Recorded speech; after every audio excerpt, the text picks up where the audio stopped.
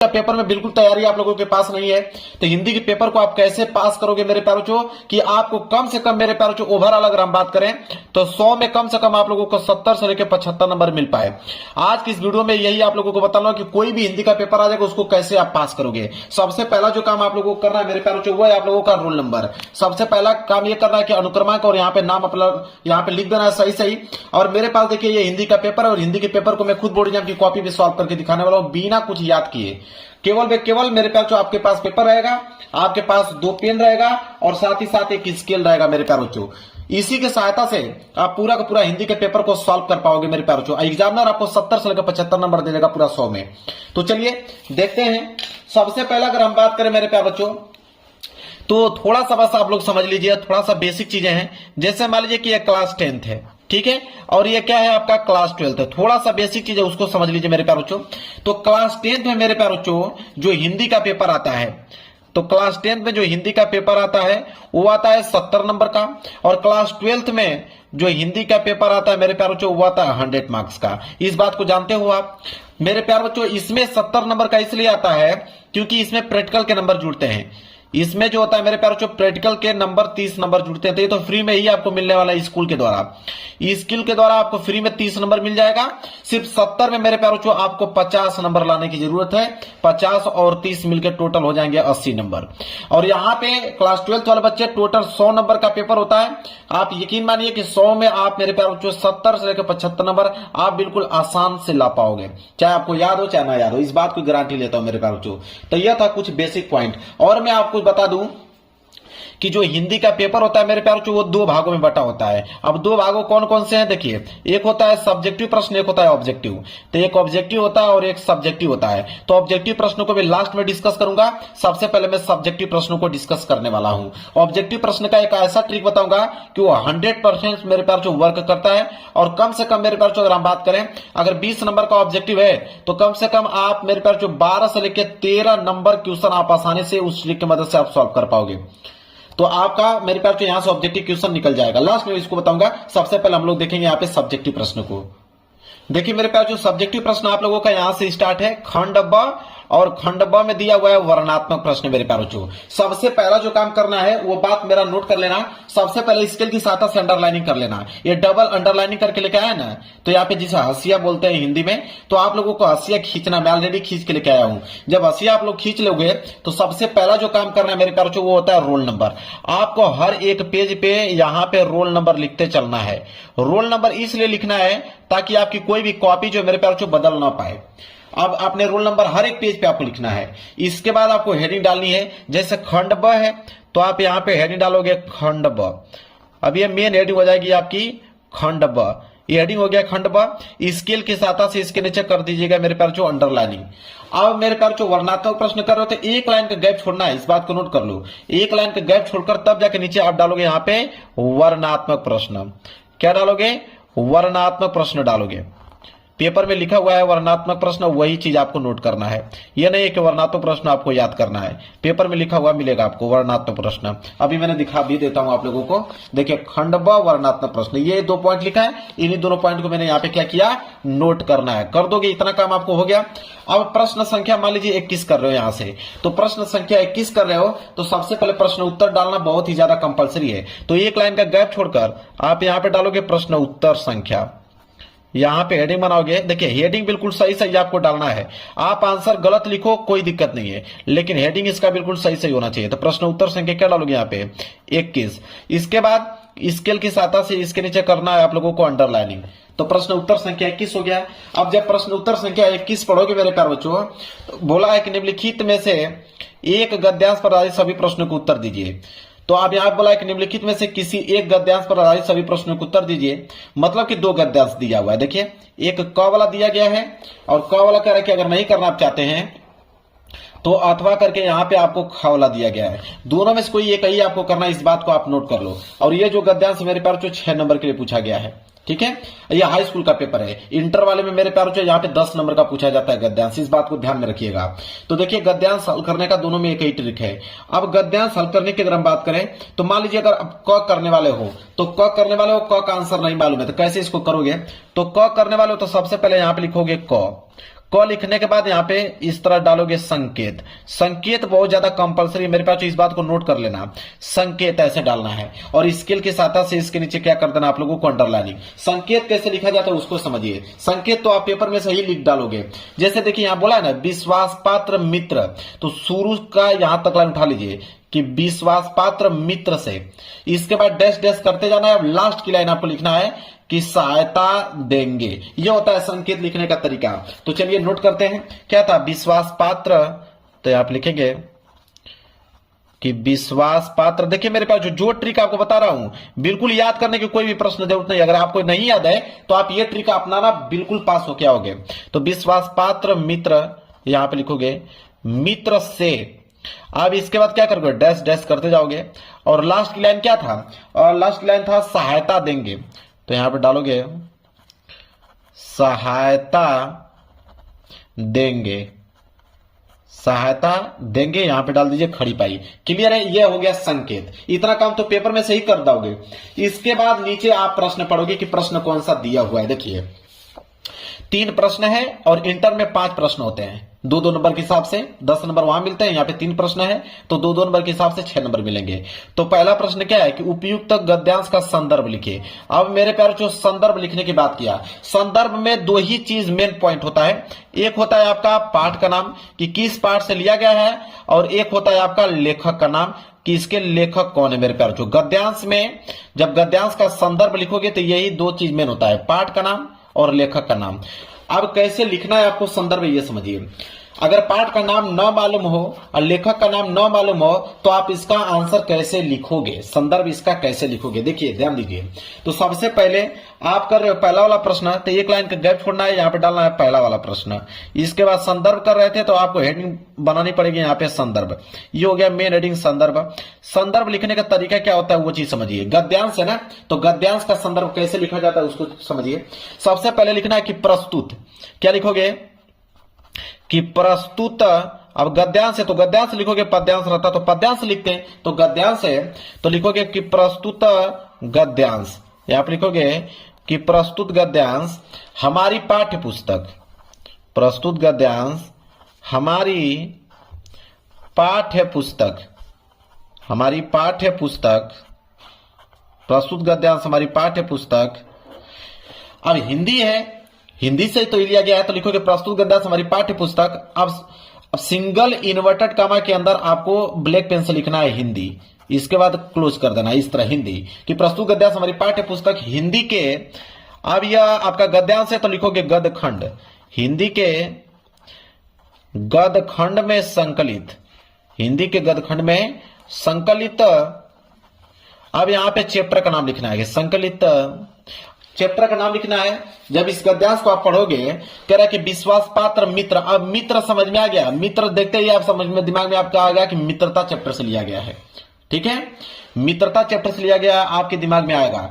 अब मैं आपको बताता हूं, तो आप यहां पे लिखोगे मित्रता। अब बहुत सारे बच्चों का कमेंट आएगा कि सर अगर हमको नहीं मालूम रहेगा कि मित्रता चैप्टर से लिया गया तब क्या करेंगे हम लोग, तब कौन सा ट्रिक लगाएंगे। ये तो आपने बताया कि याद हो जाएगा आपको कि मित्रता चैप्टर से लिया गया है, और कोई दूसरा चैप्टर से लिया रहेगा तो हम कैसे मालूम करेंगे। आप समझिए, तो आप लिखोगे कि प्रस्तुत गद्यांश हमारी पाठ्य पुस्तक हिंदी के गद्यखंड में संकलित। आपको मालूम हो गया कि मित्रता, तो आप मित्रता लिख दोगे। अगर नहीं मालूम चलता कि मित्रता चैप्टर से लिया गया है तो आपकी किताब में जो भी चैप्टर का नाम अगर आपको मालूम है, मान लीजिए ममता चैप्टर है तो ममता चैप्टर का नाम लिख दीजिए। इससे तू न गई मेरे मन से, उस चैप्टर का नाम है तो उस चैप्टर का नाम आप यहां लिख दीजिए। मतलब किसी भी चैप्टर का नाम मालूम है उस चैप्टर का नाम यहां पे आप लोगों को लिख देना है।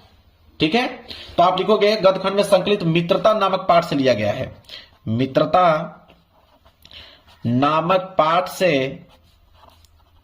लिया गया है, लिया गया है, जिसके लेखक, इसके बाद लिखोगे जिसके लेखक। अब लेखक का नाम लिखना है, तो आपको मालूम होगा कि मित्रता चैप्टर को जो लिखे हैं आचार्य रामचंद्र शुक्ल जी लिखे हैं। ठीक है, तो यहां पे लिखोगे जिनके लेखक आचार्य रामचंद्र शुक्ल। अगर न मालूम चले तब क्या करोगे, तो आप मेरे प्यार जो किसी का भी नाम लिख दीजिए। आपका मन कर तो डॉक्टर राजेंद्र प्रसाद लिख दीजिए, जयशंकर प्रसाद लिख दीजिए, भारतेंदु हरिश्चंद्र जी लिख दीजिए, ठीक है, बिहारी लाल जी लिख दीजिए। तो जो भी आपको नाम मालूम रहेगा उसको लिख दीजिएगा, ठीक है, ऐसे लिख देना है, जिसके लेखक आचार्य रामचंद्र शुक्ल जी हैं। लो भाई, ये आप लोगों का क्या जो है संदर्भ यहाँ पे बिल्कुल कंप्लीट हो गया। इतना चीज आपको समझ में आ गया। अब दूसरा प्रश्न अगर आपको करना है, दूसरा प्रश्न है कि गद्यांश के रेखांकित अंश की व्याख्या कीजिए। तो रेखांकित अंश की व्याख्या करना है तो एक लाइन का गैप छोड़ दीजिएगा और यहाँ पे दूसरी हेडिंग डाल लीजिए, क्या, रेखांकित अंश की व्याख्या। ये हो जाएगा आपका रेखांकित अंश की व्याख्या। ये हो गया मेरे प्यारे बच्चों रेखांकित अंश की व्याख्या। अब इसके नीचे स्केल के साथ अंडरलाइनिंग कर दीजिएगा। रेखांकित अंश की व्याख्या जब भी कर रहे हो तो एक पॉइंट आप याद कर लो, शुरू का लाइन आप लिखोगे कि लेखक कहते हैं कि, ये पॉइंट आप याद कर लो, लेखक कहते हैं कि, लेखक कहते हैं कि, लेखक क्या कहते हैं। अब समझिए, जहां तक अंडरलाइन किया गया होगा कि विश्वास पात्र मित्र से बड़ी रक्षा रहती है, जिसे ऐसा मित्र मिल जाए उसे समझना चाहिए कि खजाना मिल गया है। विश्वास पात्र मित्र जीवन की एक औषधि है। अब मेरे प्यारे बच्चों, जब इसे पढ़ोगे कि विश्वास पात्र मित्र से बड़ी रक्षा रहती है, अब यहां से लेकर आगे वाली जो लाइन यहां तक दिया हुआ है इसको आपको नोट करना, जो दिया है सेम टू सेम आप वो लाइन यहां पे नोट कर लेना। फिर लिखना है यहाँ पे कि लेखक ये बताते हैं कि विश्वास पात्र मित्र जो होता है वह हमारी रक्षा करता है, वो हमारी बातों को इधर उधर नहीं करता है, वो हमारी सहायता करता है, हमें आगे बढ़ने में अग्रसर करता है। विश्वास पात्र मित्र जीवन का यही तो आश्रय है कि अगर आपका विश्वास पात्र मित्र मिल जाए तो आप पे विश्वास करेगा, आपको सही मार्ग ले जाएगा। तो अपने तरीके से आपको यहाँ पर उस चीजों को एक्सप्लेन कर देना है। जब एक्सप्लेन कर दोगे फिर अगली लाइन क्या लिखोगे उसको समझिए। अगली लाइन लिखोगे कि जिसे ऐसा मित्र मिल जाए उसे समझना चाहिए कि खजाना मिल गया है। अब सेम टू सेम यही लाइन यहां से लेकर यहां तक उतार देना है, सेम टू सेम जो लाइन दिया है वही लाइन उतार दो। फिर इसके बाद उसके बारे में कुछ ना कुछ अपने समझाओ कि लेखक ये कहते हैं कि अगर ऐसा मित्र अगर आपको मिल जाएगा तो आपको यह समझना चाहिए कि खजाना मिल गया है, वो किसी खजाने से कम नहीं होता है ऐसा मित्र। इस तरह उसमें एक्सप्लेन करके थोड़ी चीजें आपको यहाँ पे जोड़ देना है। इसके बाद क्या लिखोगे अगली लाइन कि विश्वास पात्र मित्र जीवन की एक औषधि है। अब वही जो लाइन बोला सेम टू सेम वो लाइन उतार लीजिए, उसके बारे में अपने तरीके समझा। लेखक ये कहते हैं कि जिस प्रकार अगर बुखार होने पे औषधि काम आती है, उसी प्रकार मेरे प्यारों से अगर गलत मार्ग पे जाऊंगा तो मेरा मित्र जो है मुझे सही मार्ग पे ले जाएगा, तो वह जो है बिल्कुल औषधि के काम करेगा मेरा मित्र। इस प्रकार बनाकर आप एक्सप्लेन कर लो। देखो 4-5 लाइन में इसका रेखांकित अंश की व्याख्या हो गया कि नहीं, बिल्कुल ऐसे व्याख्या करना है आप लोगों को। एक लाइन उतारा उसके बारे में लिखो, फिर अगली लाइन उतारा उसके बारे में लिखो, ऐसे करके रेखांकित अंश की व्याख्या पूरा कर सकते हैं। क्लियर है मेरे प्यारे बच्चों। अब जब पेज भर जाए तो आप यहाँ पे PTO पेज टर्न ओवर लिखकर पेज को मेरे प्यारे बच्चों यहाँ पे आपको पलट देना है। ये पेज लो, पेज को हमने पलट दिया। इसके बाद मेरे प्यारे बच्चों एक प्रश्न और बचा है कि लेखक ने विश्वास पात्र मित्र की तुलना किससे और क्यों की है।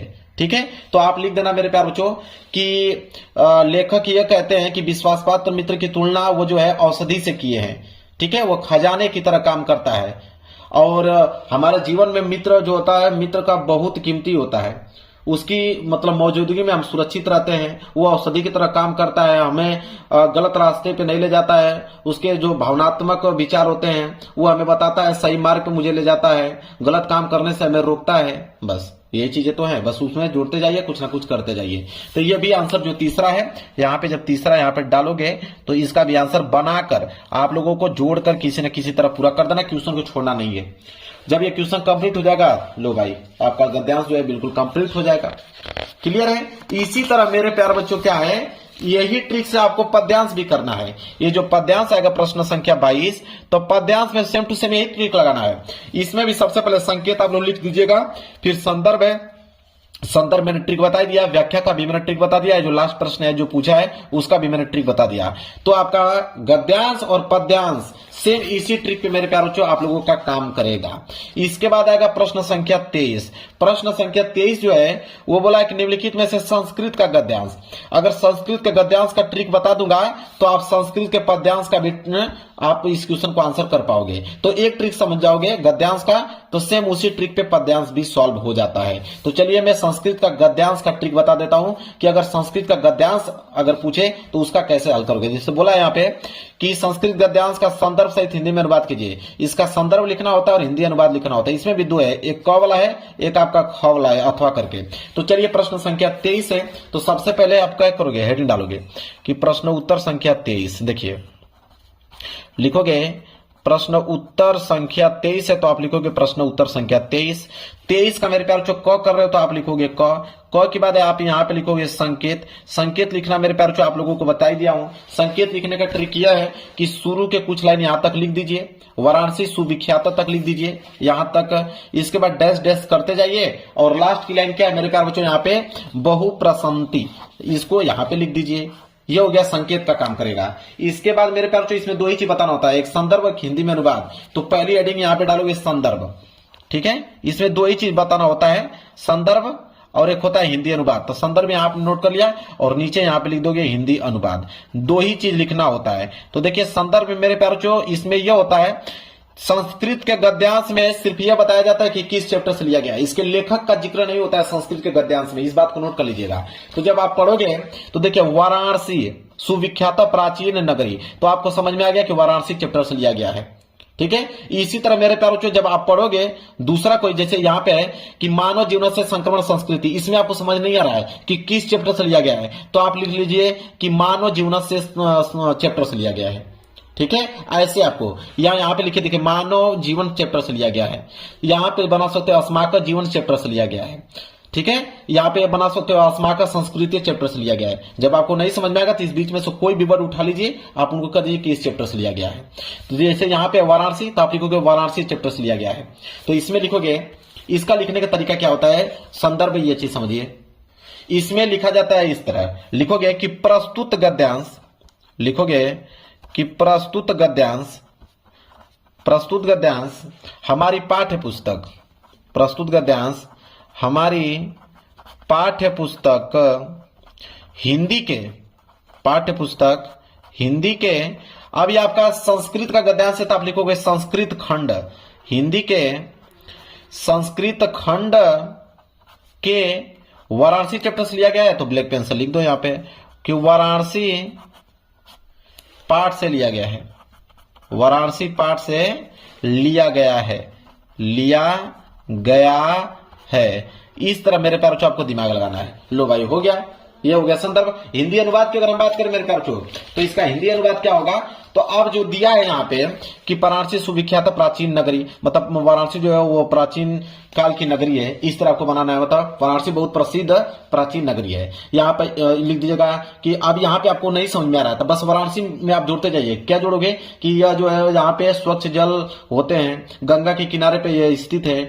यहाँ पे उसके वाराणसी पे अनेकों घाट है जो कि रात को बहुत सुंदर दिखने में लगते हैं, ठीक है। और बहुत से लोग यहाँ पे घूमने के लिए आते हैं अलग अलग देशों से, और यहाँ पे उनकी घाटों को देखकर उनकी प्रशंसा करते हैं। बस ऐसे जोड़कर आप 3 से 4-5 लाइन लिख दोगे, एग्जामर समझ में आ जाएगा एग्जामर को कि हाँ आपने इसका हिंदी अनुवाद किया है, पूरा का पूरा नंबर दे देगा आपको, ठीक है। 1 नंबर नहीं काट सकता है। तो जो चीज हम लोग बताएं वही चीज यहाँ पे आपको लिखते जाना है हिंदी अनुवाद में। लो भाई कंप्लीट हो गया ये भी चीजें। इसी तरह संस्कृत पद्यांश करना होगा तो आप यहाँ पे देखिए प्रस्तुत गद्यांश है ना, तो आप लिखोगे प्रस्तुत पद्यांश कि प्रस्तुत पद्यांश हमारी पाठ्य पुस्तक हिंदी के संस्कृत खंड के, अब जिस भी चैप्टर से, मान लीजिए ये वाला कर रहे हो, आपको समझ नहीं आया कि किस चैप्टर से लिया गया है, ठीक है। तो यहाँ पे लिख दीजिए कि पंडिता चैप्टर से लिया गया है, चाहे दुर्गामी चैप्टर से लिया गया है, हो गया। इसी में से वर्ड उठा लीजिए कि दुर्गामी चैप्टर से लिया गया है या पंडिता चैप्टर से लिया गया है, ठीक है, जनाती चैप्टर से लिया गया है। इस तरह आपको बनाकर यहाँ पे संदर्भ लिख दीजिएगा। और हिंदी अनुवाद में भाई यहाँ पे बोला अब तो दुर्गामी साक्षरो न च पंडिता, तो पंडितों के बारे में किया गया तो पंडितों के बारे में कुछ ना कुछ आपको इस तरह लिख देना है, ठीक है। अमुख उनकी प्रशंसा कर देना है, ठीक है। ऐसे आपको करते हुए मेरे प्यारों को इसका आंसर लिख देना है। समझ में आ गया आप लोगों को। तो ये हो गया आप लोगों का संस्कृत का गद्यांश और पद्यांश सॉल्व करने का ट्रिक मेरे प्यारों को। यहां तक चीजें आपको समझ में आ गया। अब मैं आपको बताऊंगा यहाँ पे जीवन परिचय, ठीक है। तो आपको एक लेखक का जीवन परिचय का ट्रिक अगर मैं बता देता हूं तो उसी पे मेरे प्यारों को आप कभी का भी जीवन परिचय का ट्रिक आप लोग यहाँ पे बना लीजिएगा। तो चलिए मैं बता देता हूँ एक ट्रिक कि लेखक का जीवन परिचय अगर आपको याद ना हो तो कैसे आप लिखोगे। देखिए मेरे पास जो सबसे पहले प्रश्न उत्तर संख्या 26 का क है, तो सबसे पहले जब जीवन परिचय लिख रहे हो तो सबसे पहले आपको हेडिंग डालना है कि प्रश्न उत्तर संख्या, लिखोगे कि प्रश्न उत्तर संख्या 26 का क है तो लिखोगे 26 का क। यहां आपने लिख दिया कि 26 का क। अब इसमें आपको 3 दिया है कि आचार्य रामचंद्र शुक्ल जी, जयशंकर प्रसाद, डॉक्टर राजेंद्र प्रसाद। मान लीजिए आप जयशंकर प्रसाद का लिखना चाहते हो दूसरा, तो आप यहाँ पे लिखोगे दूसरा। जयशंकर प्रसाद तो आप यहाँ पे लिख दीजिए कि जयशंकर प्रसाद, ताकि एग्जामिनर को मालूम चल पाए कि हाँ आपने जयशंकर प्रसाद का जीवन परिचय लिखा हुआ है। मेन हेडिंग हो जाएगी आपकी यहाँ पे जीवन परिचय, तो यहाँ पे डालिएगा जीवन परिचय, ये हो जाएगी आपकी मेन हेडिंग जीवन परिचय। सबसे पहला जो काम करना है मेरे प्यारे बच्चों वो होता है संक्षिप्त परिचय। अगर आपको संक्षिप्त परिचय याद है मेरे प्यारे बच्चों, इसके बाद तो कोई भी दुनिया का जीवन परिचय लिख दोगे। अब संक्षिप्त परिचय में होता क्या है, संक्षिप्त परिचय में आपको लिखना क्या है, नाम। आप यहाँ पे लिखिएगा नाम, और नाम के बाद यहाँ पे लिखिएगा अगला कॉलम जन्म। जन्म के बाद मेरे प्यारे बच्चों यहाँ पे लिखिएगा स्थान, मतलब कि उनका जन्म स्थान कहाँ पे है। इसके बाद यहाँ पे लिख दीजिए पिता का नाम, माता का नाम अगर मालूम है तो माता का नाम यहाँ पे लिख दीजिए। इसके बाद मेरे प्यारे बच्चों यहाँ पे लिख दीजिए कि मृत्यु उनकी कब हुई, और यहाँ पे लिख दीजिए कि रचनाएं उनकी कौन कौन सी हैं। बस इतना पॉइंट अगर आपने लिख दिया काम बन जाएगा। जिससे नाम तो यहीं से मालूम चल जाएगा कि जयशंकर प्रसाद, जयशंकर प्रसाद यहाँ पे। इसके बाद अगर जन्म की बात करें तो जन्म मेरे प्यारों इनका हुआ था 1889 ईस्वी में। इस बात को मेरे प्यारों नोट कर लो, नहीं मालूम है तो कुछ भी आप लिख सकते हो, कोई दिक्कत नहीं है। स्थान काशी में हुआ था मेरे प्यारों। काशी कहां पे पड़ता है, वाराणसी में पड़ता है, वाराणसी। इस तरह यहां पे लिख दीजिए वाराणसी में पड़ता है। इसके बाद मेरे पास पिता का नाम क्या था, देवी प्रसाद। अगर न मालूम हो तो किसी भी पिता का नाम यहाँ पे लिख सकते हो, कोई दिक्कत नहीं है। इसके बाद माता का नाम मुन्नी देवी, तो मुन्नी देवी अगर नहीं मालूम है तो किसी भी यहाँ पे किसी भी महिला का नाम यहाँ पे लिख सकते हो, कोई दिक्कत नहीं है। मृत्यु की अगर बात करें 1937 ईस्वी, लेकिन इतना पॉइंट तो अगर याद ही होगा आप लोगों को।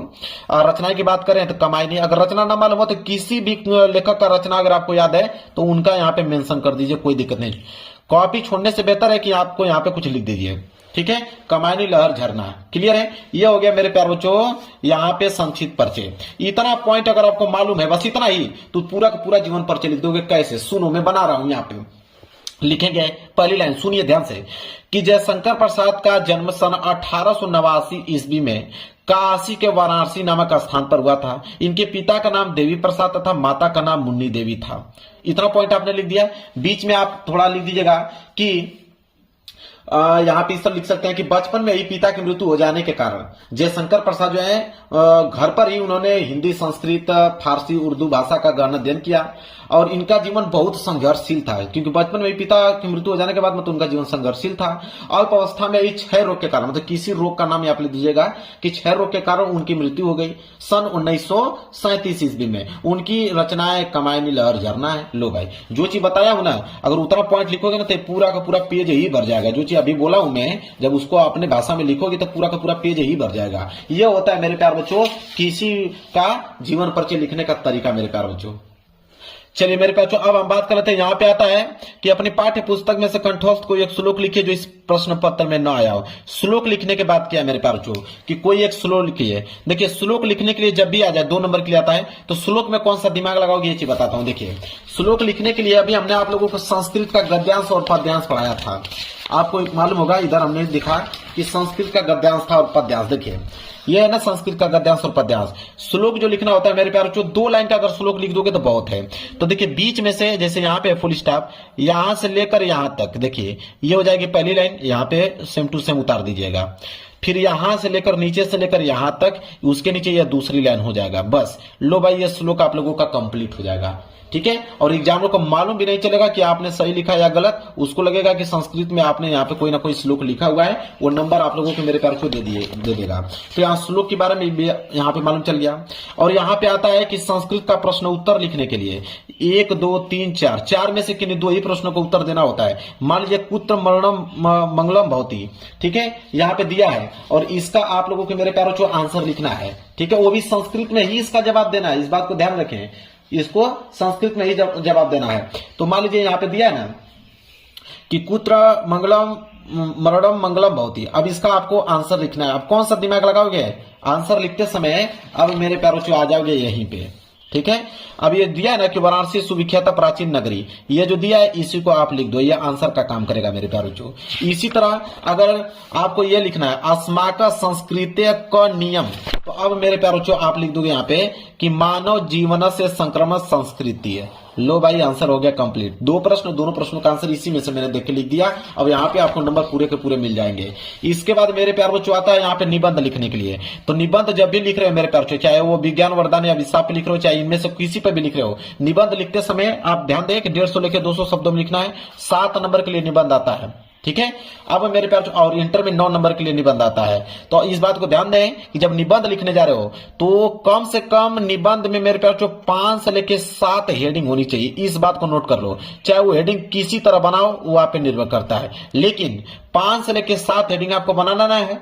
लेकिन इसमें से 2 हेडिंग सबसे इंपॉर्टेंट है। जो पहली हेडिंग होनी चाहिए वो पहली हेडिंग होनी चाहिए प्रस्तावना का। पहली हेडिंग प्रस्तावना आपको डालना है, इसमें कुछ भी लिखो कोई दिक्कत नहीं है, लेकिन हेडिंग आपकी प्रस्तावना होनी चाहिए। और लास्ट हेडिंग आपका उपसंहार होना चाहिए। हेडिंग में ये 2 हेडिंग आपको चेंज नहीं करना है, शुरू का प्रस्तावना, लास्ट की हेडिंग उपसंहार, बीच में बाकी 5-7 हेडिंग वो निबंध के अनुसार बना लीजिएगा और उसमें जो चीज भी लिखे कोई दिक्कत नहीं है बनाकर। ठीक है, समझ में आ गया निबंध लिखने का तरीका आप लोगों को। इसके बाद आता है पत्र लेखन लिखने के लिए मेरे प्यारे बच्चों। ठीक है, कि पत्र लेखन कैसे। पत्र लेखन तो सबसे आसान होता है, अपनी भाषा में लिखना होता है। जैसे मान लीजिए ये वाला प्रश्न है कि अपने जन्मदिन पर मित्र द्वारा भेजे गए उपहार के लिए मित्र को धन्यवाद पत्र लिखिए। कितना सिंपल है, कैसे लिखो, बस इसका स्ट्रक्चर समझ लीजिए। तो जब भी मेरे प्यारे बच्चों आप यहाँ पे पत्र लिख रहे हो तो सबसे पहले यहाँ पे लिखोगे मेरे प्यारे बच्चों एड्रेस। सबसे पहले आप एड्रेस लिखोगे। एड्रेस का मतलब पता, तो आप पता तो मालूम है सबको, ग्राम, पोस्ट, ठीक है, डिस्ट्रिक्ट, ये सारी चीजें आप नाम लिख दोगे। इसके बाद आप लिखोगे दिनांक। दिनांक यहाँ पे मेंशन कर देना है।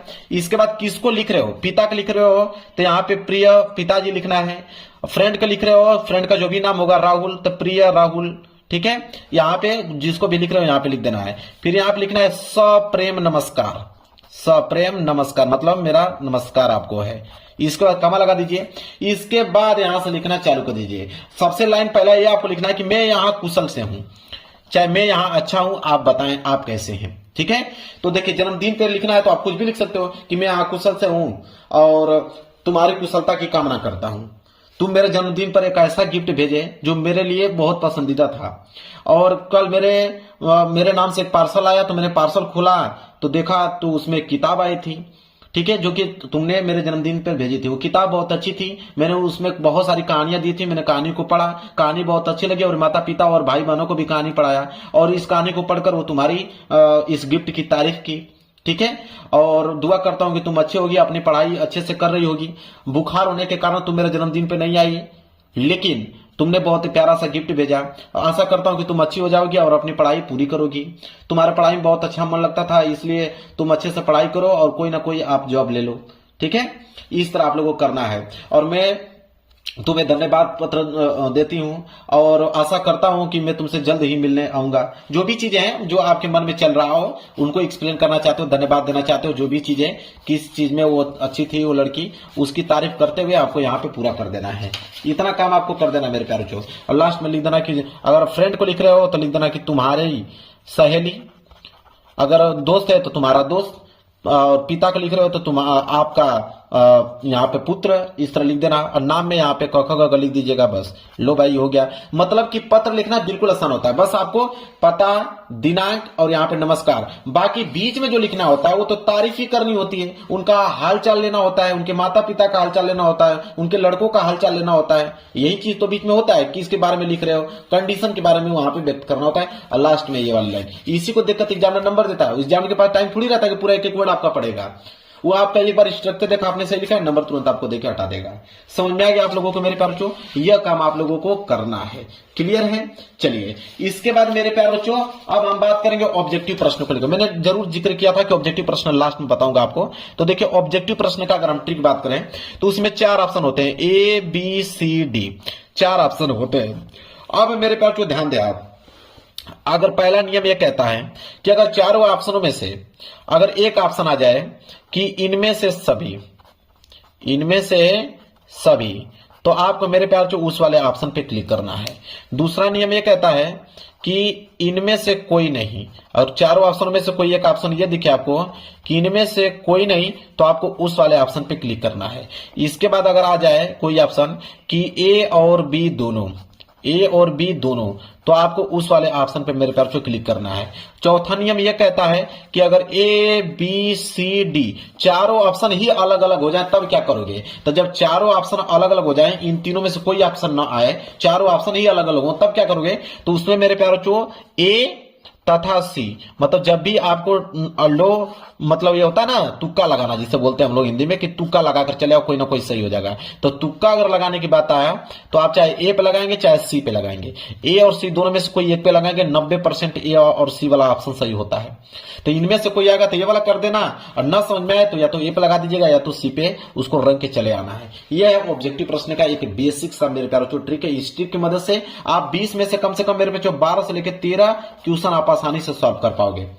माइनस मार्किंग तो होता नहीं है, बस आपको सारे के सारे प्रश्नों का जवाब देना है, इस बात को ध्यान रखिएगा, कोई भी प्रश्न छोड़ के नहीं आना है। तो मेरे प्यार अगर हिंदी में बार बार फेल होते होगे तो इस बात को नोट कर लो कि आप 100 में मेरे प्यार बच्चों 70 से लेकर 75 नंबर बिल्कुल आप ला दोगे, इस बात का दावा करता हूं। वीडियो पसंद आए तो वीडियो को लाइक कर देना, चैनल पर नए हो तो चैनल को जरूर सब्सक्राइब कर लेना। मिलेंगे एक प्यार से नेक्स्ट वीडियो में, तब तक के लिए धन्यवाद।